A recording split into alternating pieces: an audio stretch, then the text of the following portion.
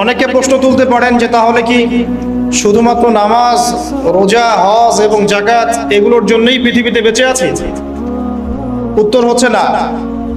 এটা আল্লাহ পাকের পরম অনুগ্রহ যে যদি জীবনের প্রত্যেকটা কাজ, হোক সেটা নামাজ, হোক সেটা তিলাওয়াত বা জিকির বা সওম বা হজ বা উমরা, অথবা ব্যবসা অথবা বাণিজ্য অথবা পরিবার চালানো বা মুআমালাত বা অর্থনীতি বা রাজনীতি, যেটাই হোক না কেন, প্রতিটা কাজ যদি মুহাম্মদ সাল্লাল্লাহু আলাইহি ওয়াসাল্লামের অনুকরণে মানুষ করতে পারে তাহলে জীবনের প্রত্যেকটা কাজই ইবাদত। বলুন সুবহানাল্লাহ। আপনি স্ত্রীর মুখে লোকমা তুলে দিলেও নেকি পাবেন, অর্থনৈতিক জীবনে সুদ না খেলেও নেকি পাবেন, পলিটিক্যাল লাইফে ন্যায় বিচার প্রতিষ্ঠা করলে নেকি পাবেন, এমনকি আপনি ঘুমালেও নেকি পাবেন যদি নবী সাল্লাল্লাহু আলাইহি ওয়াসাল্লামের সুন্নাহ মতো ঘুমান। আপনি ইস্তেনজা করলেও নেকি পাবেন যদি নবী সাল্লাল্লাহু আলাইহি ওয়াসাল্লামের মতো টয়লেট করেন। কাপড় পরলেও নেকি পাবেন যদি আপনি দোয়া পড়ে কাপড় পরেন।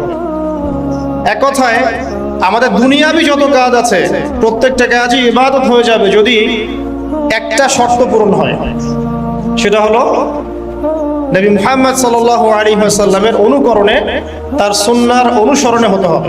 আল্লাহ পাক আমাদেরকে তৌফিক দান করুন, আমিন। আরেকটা শর্ত আছে, সেটা হলো শুধুমাত্র আল্লাহর জন্য হতে হবে। এখানে অন্য কোনো অংশীদার চলবে না। মানুষকে দেখানোর জন্য, সুনাম সুখ্যাতি অর্জন করার জন্য, জনগণের সমর্থন পাওয়ার জন্য, এক কথায় আল্লাহর সন্তুষ্টি ব্যতীত অন্য কোনো উদ্দেশ্যে আমল করা যাবে না। এখন এই কথাটা বলা খুব জরুরি, কারণ এটা শো অফের জামানা। মানুষ যতটুকু করে তার চেয়ে বেশি দেখাতে চায়। আর অনলাইন এসে সবচেয়ে বড় মুসিবত এটাই যে আমরা যা করি তার চেয়ে বেশি দেখাতে পছন্দ করি। আর এমন কিছু করি না এখন যেটা মানুষকে না দেখিয়ে আমরা ক্ষান্ত হই। নতুন জামা কিনলে দেখাতে হবে, বিয়ে করলে দেখাতে হবে, বউকে নিয়ে ঘুরতে গেলে দেখাতে হবে, কুরবানি সামনে আসছে, কে কত বড় গরু কিনবে এটাও দেখাতে হবে, বন্যার থেকে ত্রাণ দেওয়া হয়েছে, কে কতটুকু দিয়েছে এটা দেখাতে হবে। যতক্ষণ না দেখাচ্ছি ততক্ষণ যেন আমাদের আমল কবুল হচ্ছে না, ভাবটা এমন।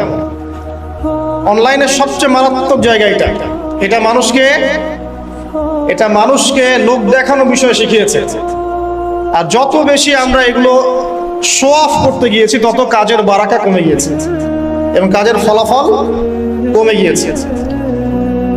তো আমরা যে আমলগুলো করব, প্রথম শর্ত হচ্ছে শুধুমাত্র আল্লাহ পাকের সন্তুষ্টি উদ্দেশ্য থাকবে।